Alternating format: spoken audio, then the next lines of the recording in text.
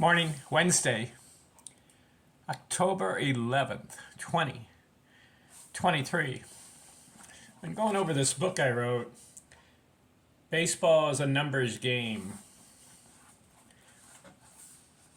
I'm curious, who are the best hitters in each decade from 1870 to 2020, 150-year period? Take a 10-year period, a decade, and look to see which baseball players were the best hitters. Now I'm covering Hall of Fame players only.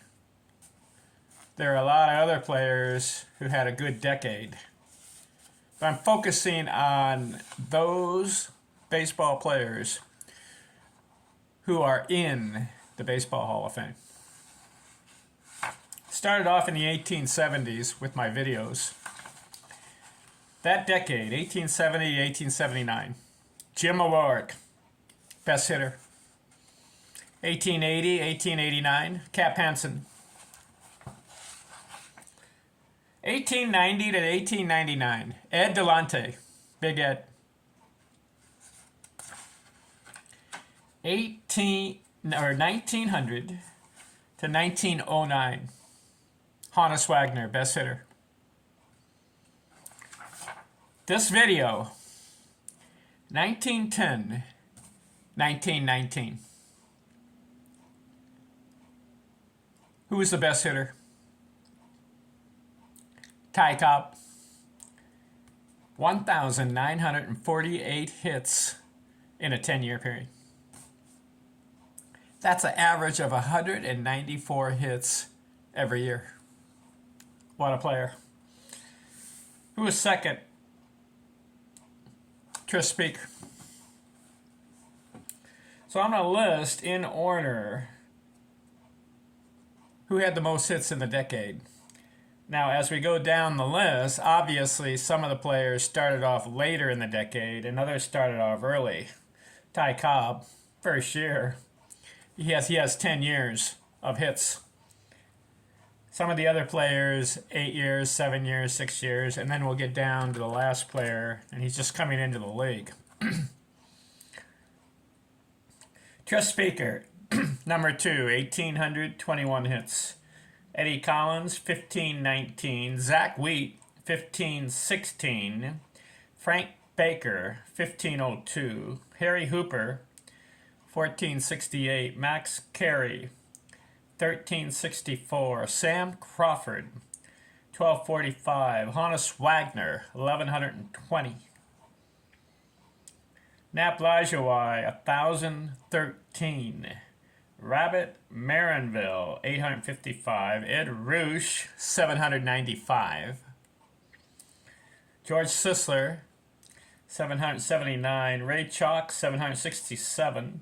Johnny Evers, 758. Joe Tinker, 692. Roger Hornsby, just getting started, 620.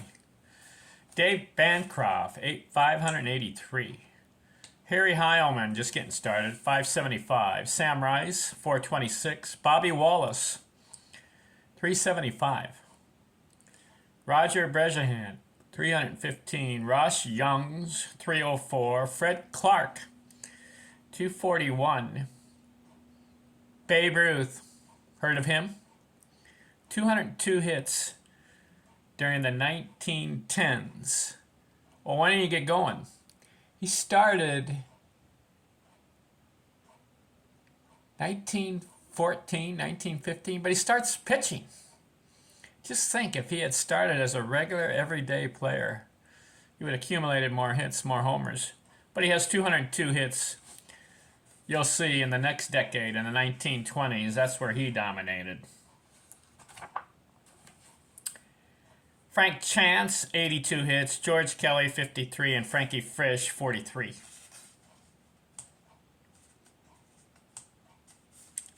In this decade, between 1910 and 1919, only 4 players hit over 370. Ty Cobb, Nap Lajoie, Sam Crawford, and Tris Speaker. And as far as Hall of Fame players, Only one guy hit over 400 in this decade. Ty Cobb, 420. Isn't that interesting? Of course, in the 1920s, you'll see that there are a lot of guys start to have high averages. But still, in the 1910s, you had Tris Speaker, 386, Eddie Collins, 365. Sam Crawford had a 378 one year. Nap Lajoie, 383. Slisler, 353. Sam Rice had a 348. Dave Bancroft had a 346. How about this? Ross Youngs had a 384 one year. Babe Ruth's high in that decade was a 325.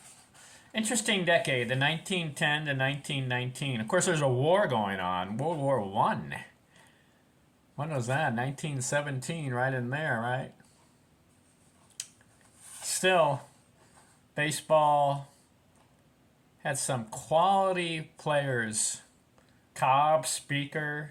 You got a guy named Sisler. Sisler takes off in the 1920s. So does Roger Hornsby. Hornsby, 358 lifetime batting average. Harry Heilman, 342. Some of these guys get going in the 1920s. You have Honus Wagner.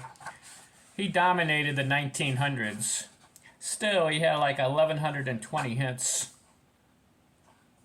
during the decade.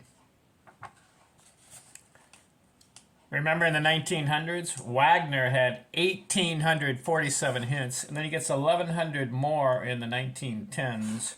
So that's about 2,900 hits over a 20-year period. He played longer and ends up with over 3,000 hits. 3,200 something, right? For Honus Wagner. Hugh Duffy, he dominated. Interesting for Hugh Duffy. He had 1,861 hits in the 1890s. Plays in the 1900s, Duffy gets about 123. And then in the 1910s, he carried over a little, ended his career toward the 1900s.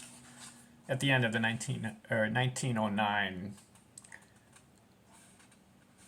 What's really going to be curious to look at and examine is the 1920s. I count 43 players in the 1920s who are in the Hall of Fame, who had stellar batting seasons during this decade. We'll go over that in the next video. But for now, the 1910s, Ty Cobb dominates.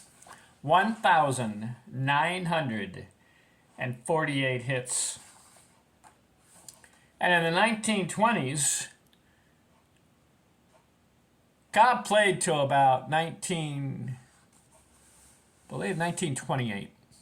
1905 to 1928. So he starts off in the 1900s for Cobb, right? He gets about 763 hits. I added it up. From 1900 to 1909, Cobb had 763 hits. Then, in the 1910s, he has 1,948. So 7 plus 19 is about 2,700 hits. He's up to 27 hits. But you know, in the 1920s, he's not number one. I'll tell you who's number one when we get to that video. But in the 1920s, he gets another 1,400 hits. So we all know he has 4,189 total hits. So Cobb overlaps in 3 decades. He begins his career in 1905. Plays through the 1910s and plays up through 1928. So he's 3 decades of hits for Cobb. But who was number one in the 1920s? Stay tuned for that video. I'm out.